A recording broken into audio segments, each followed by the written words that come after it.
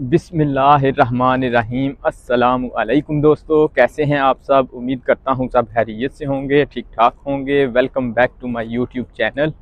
आज की इस वीडियो में मैं आपको तुर्की कैंप के हवाले से कुछ अपडेट्स दूंगा, कुछ मालूमात दूंगा। इसके अलावा आपको बताऊंगा अभी 2023 में तुर्की में इल्लीगल्स के लिए हालात जो हैं वो कैसे हैं।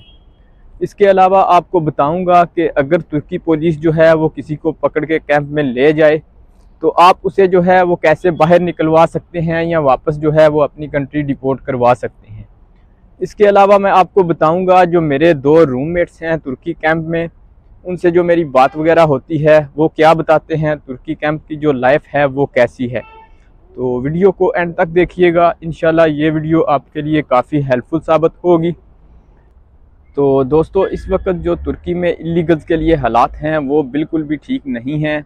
तुर्की में इल्लीगल्स के ख़िलाफ़ बहुत ज़्यादा सख्ती है। यहाँ पे पुलिस जो है वो बहुत बड़ी तादाद में इल्लीगल्स को जो है वो पकड़ती है और कैंपों में जो है वो डालती है। गुज़श्ता साल 2022 में बहुत एक बड़ी तादाद है इल्लीगल्स की, जिसमें पाकिस्तानी, बंगाली, अफ़गानी और सूरियन वगैरह सब शामिल हैं। बहुत बड़ी तादाद है जिसे जो है वो तुर्की पुलिस ने पकड़ा और कैंपों में डाला और बाद में जो है उन्हें उनकी कंट्री में डिपोर्ट किया। तो काम पे आप जाते आते या वैसे भी आप कहीं पे भी गुजरते, अगर आपको पुलिस चेक कर लेती है तो उसने पहली बात ये पूछनी है कि आपके पास पासपोर्ट है या यहाँ का जो रेजिडेंस कार्ड है, किमलिक है, वो आपके पास है या नहीं। तो अगर आप इलीगल होंगे तो आपका स्टेटस नहीं होगा यहाँ पे, तो वो आपको चेक करेंगे और जो है वो पकड़ के सीधा कैंप में ले जाएंगे। वहाँ पे जाके फिर वो आपसे पूछेंगे आप किस कंट्री के हैं, आपने डिपोर्ट होना है या नहीं होना। तो अगर आप डिपोर्ट लिखवा देते हैं तो फिर वो आपको कहते हैं कि आप जो है वो अपना डेटा मंगवाएं।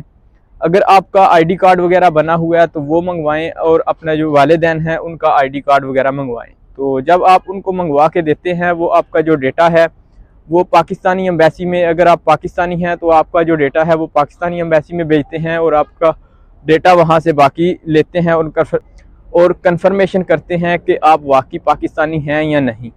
तो जब आपकी कंफर्मेशन हो जाती है तो उसके बाद जो है वो आपका नंबर आ जाता है डिपोर्टिंग के लिए। जैसे ही वो कह लें कि एक जहाज़ उनका रेडी हो जाता है डिपोर्टिंग के लिए, लड़के जो है वो पूरे हो जाते हैं तो वो आपको आपकी कंट्री में जो है वो डिपोर्ट कर देते हैं।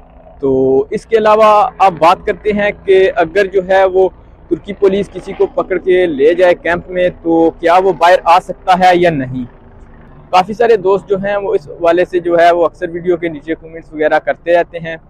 तो दोस्तों, तुर्की पुलिस अगर किसी को पकड़ के कैंप में ले जाए तो वो बाहर नहीं आ सकता, किसी भी सूरत में नहीं आ सकता। चाहे आप यहाँ पे वकील करें या कुछ भी कर लें, वो यहाँ से कैंप से बाहर नहीं आ सकता।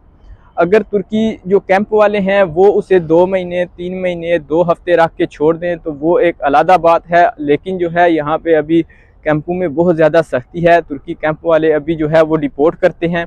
अगर आप डिपोर्ट नहीं लिखवाते तो फिर आप जो है वहाँ कैंप में ही कैद काटते हैं, वहाँ पे ही आप रहते हैं, आप बाहर नहीं आ सकते। तो इसके अलावा मैं आपको बताऊं, मेरे 2 रूममेट्स हैं वो इस वक्त तुर्की कैंप में हैं। एक जो था वो इटली की गेम के लिए निकला था और पकड़ा गया था, तो वो भी कैंप में है। एक को जो है वो काम पे जाते हुए पुलिस ने पकड़ लिया था, वो भी कैंप में है।